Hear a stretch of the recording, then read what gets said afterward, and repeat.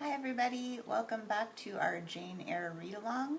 Today we are continuing with this really long chapter, chapter 27, and if you remember where we left off yesterday, Rochester was explaining to Jane some of his history, sort of how he was tricked into the marriage with his brother and his father, sort of setting it up for him, and how he learned sort of after the fact that Bertha's mother was unwell, and she sort of started taking on some of the traits of her mother. So we're going to continue a little bit with that today, and then towards the end of this section, Rochester is going to talk about his feelings for Jane, which is nice. So I'm going to get started, and thanks so much for watching today.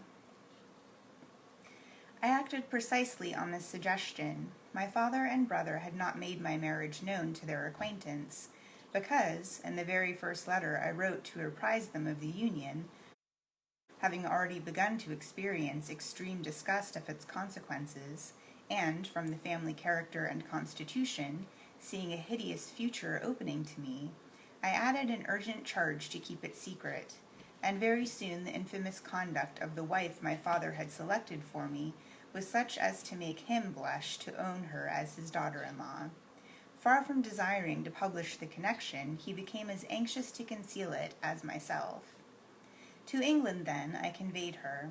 A fearful voyage I had with such a monster in the vessel. Glad was I when I at last got her to Thornfield, and saw her safely lodged in that third-story room, of whose secret inner cabinet she has now for 10 years made a wild beast's den, a goblin cell. I had some trouble in finding an attendant for her, as it was necessary to select one on whose fidelity dependence could be placed, for her ravings would inevitably betray my secret. Besides, she had lucid intervals of days, sometimes weeks, which she filled up with abuse of me. At last I hired Grace Poole from the Grimsby retreat. She and the surgeon, Carter, who dressed Mason's wound that night he was stabbed and worried, are the only two I have ever admitted to my confidence. Mrs. Fairfax may indeed have suspected something, but she could have gained no precise knowledge as to the facts. Grace has, on the whole, proved a good keeper, though owing partly to a fault of her own, of which it appears nothing can cure her, and which is incident to her harassing profession, her vigilance has been more than once lulled and baffled. The lunatic is both cunning and malignant. She has never failed to take advantage of her guardian's temporary lapses, once to secrete the knife with which she stabbed her brother, and twice to possess herself of the key of her cell, and issue therefrom in the night time. On the first of those occasions she perpetrated the attempt to burn me in my bed. On the second she paid that ghastly visit to you. I thank Providence, who watch over you, that she then spent her fury on your wedding apparel, which perhaps brought back vague reminiscences of her own bridal days. But on what might have happened I cannot endure to reflect. When I think of the thing which flew at my throat this morning, hanging its black and scarlet visage over the nest of my dove, my blood curdles. And what, sir, I asked, while he paused, did you do when you had settled her here? Where did you go? What did I do, Jane? I transformed myself into a will-o'-the-wisp. Where did I go? I pursued wanderings as wild as those of the March spirit. I sought the continent, and went devious through all its lands. My fixed desire was to seek and find a good and intelligent woman, whom I could love, a contrast to the fury I left at Thornfield. But you could not marry, sir. I had determined, and was convinced, that I could and ought. It was not my original intention to deceive, as I have deceived you. I meant to tell my tale plainly, and make my proposals openly, and it appeared to me so absolutely rational that I should be considered free to love and be loved. I never doubted some woman might be found willing and able to understand my case and accept me, in spite of the curse with which I was burdened. Well, sir?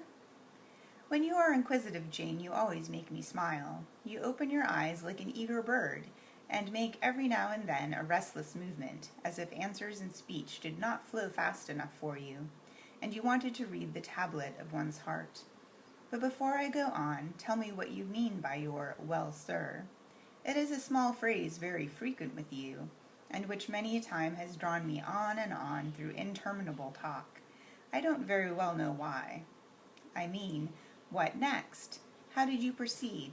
What came of such an event? Precisely. And what do you wish to know?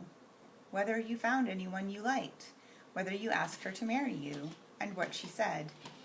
I can tell you whether I found anyone I liked, and whether I asked her to marry me, but what she said is yet to be recorded in the book of fate. For 10 long years I roved about, living first in one capital, then another, sometimes in St. Petersburg, oftener in Paris, occasionally in Rome, Naples, and Florence. Provided with plenty of money and the passport of an old name, I could choose my own society. No circles were closed against me. I sought my ideal of a woman amongst English ladies, French countesses, Italian signoras, and German Grafinnen. I could not find her. Sometimes, for a fleeting moment, I thought I caught a glance, heard a tone, beheld a form, which announced the realization of my dream, but I was presently undeceived. You are not to suppose that I desired perfection, either of mind or person. I longed only for what suited me, and I longed vainly. Amongst them all I found not one whom, had I been ever so free, I, warned as I was of the risks, the horrors, the loathings of incongruous unions, would have asked to marry me. Disappointment made me reckless. I tried dissipation, never debauchery. That I hated and hate. And enjoyment that bordered on riot seemed to reproach me to her and her vices, and I eschewed it. Yet I could not live alone, so I tried the companionship of mistresses. The first I chose was Céline Varens, another of those steps which make a man spurn himself when he recalls them. You already know what she was, and how my liaison with her terminated. She had 2 successors, an Italian, Giacinta, and a German, Clara. Both considered singularly handsome. What was their beauty to me in a few weeks? Giacinta was unprincipled and violent. I tired of her in 3 months. Clara was honest and quiet, but heavy, mindless, and unimpressible. Not one whit to my taste. I was glad to give her a sufficient sum to set her up in a good line of business, and so get decently rid of her. But, Jane, I see by your face you are not forming a very favorable opinion of me just now. You think me an unfeeling, loose-principled rake, don't you? I don't like you so well as I have done sometimes, indeed, sir. Did it not seem to you in the least wrong to live in that way, first with one mistress and then another? You talk of it as a mere matter of course.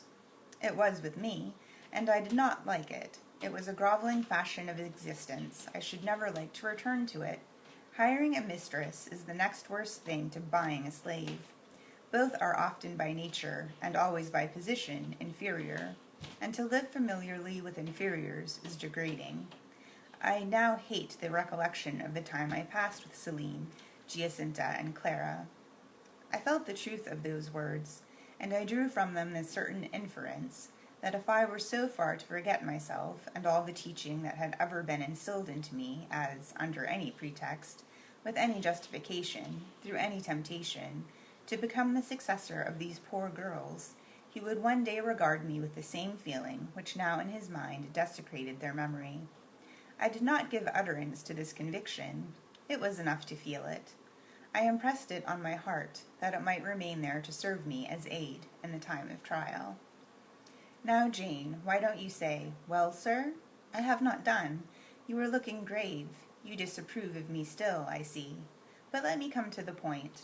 Last January, rid of all mistresses, in a harsh, bitter frame of mind, the result of a useless, roving, lonely life, corroded with disappointment, sourly disposed against all men, and especially against all womankind, for I began to regard the notion of an intellectual, faithful, loving woman as a mere dream.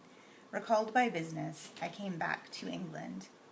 On a frosty winter afternoon, I rode in sight of Thornfield Hall, abhorred spot. I expected no peace, no pleasure there. On a stile in Hay Lane, I saw a quiet little figure sitting by itself. I passed it as negligently as I did the pollard willow opposite to it. I had no presentiment of what it would be to me, no inward warning that the arbitress of my life, my genius for good or evil, waited there in humble guise. I did not know it, even when, On the occasion of my horse's accident, it came up and gravely offered me help. Childish and slender creature. It seemed as if a linnet had hopped to my foot and proposed to bear me on its tiny wing. I was surly, but the thing would not go. It stood by me with strange perseverance, and looked and spoke with a sort of authority. I must be aided, and by that hand, and aided I was.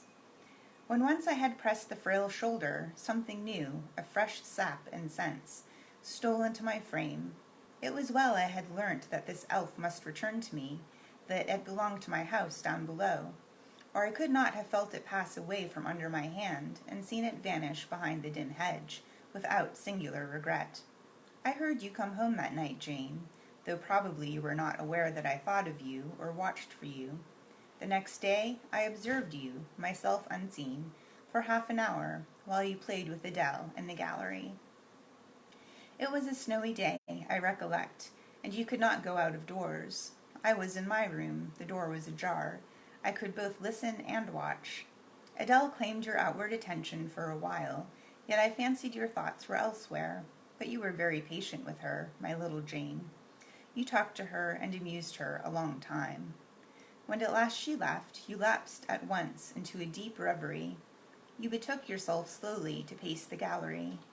Now and then, in passing a casement, you glanced out at the thick falling snow. You listened to the sobbing wind, and again you paced gently on and dreamed. I think those day visions were not dark. There was a pleasurable illumination in your eye occasionally, a soft excitement in your aspect, which told of no bitter, bilious, hypochondriac brooding. Your look revealed rather the sweet musings of youth, when its spirit follows on willing wings the flight of hope, up and on to an ideal heaven. The voice of Mrs. Fairfax, speaking to a servant in the hall, wakened you, and how curiously you smiled to and at yourself, Janet. There was much sense in your smile. It was very shrewd, and seemed to make light of your own abstraction. It seemed to say, my fine visions are all very well, but I must not forget that they are absolutely unreal. I have a rosy sky and a green flowery Eden in my brain, but without, I am perfectly aware, lies at my feet a rough tract to travel, and around me gather black tempests to encounter. You ran downstairs and demanded of Mrs. Fairfax some occupation, the weekly house accounts to make up, or something of that sort. I think it was. I was vexed with you for getting out of my sight. Impatiently I waited for evening, when I might summon you to my presence. An unusual to me, a perfectly new character I suspected was yours. I desired to search it deeper and know it better. You entered the room with a look and air at once shy and independent. You were quaintly dressed, much as you are now. I made you talk. Ere long, I found you full of strange contrasts. Your garb and manners were restricted by rule. Your air was often diffident, and altogether that of one refined by nature, but absolutely unused to society, and a good deal afraid of making herself disadvantageously conspicuous by some solecism or blunder. Yet, when addressed, you lifted a keen, a daring, and a glowing eye to your interlocutor's face. There was penetration and power in each glance you gave. When plied by close questions, you found ready and round answers. Very soon you seemed to get used to me. I believe you felt the existence of sympathy between you and your grim and cross master, Jane. For it was astonishing to see how quickly a certain pleasant ease tranquilized your manner. Snarl as I would, you showed no surprise, fear, annoyance, or displeasure at my moroseness. You watched me, and now and then smiled at me with a simple yet sagacious grace I cannot describe.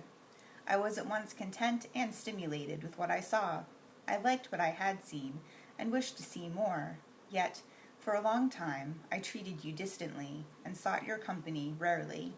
I was an intellectual epicure, and wished to prolong the gratification of making this novel and piquant acquaintance.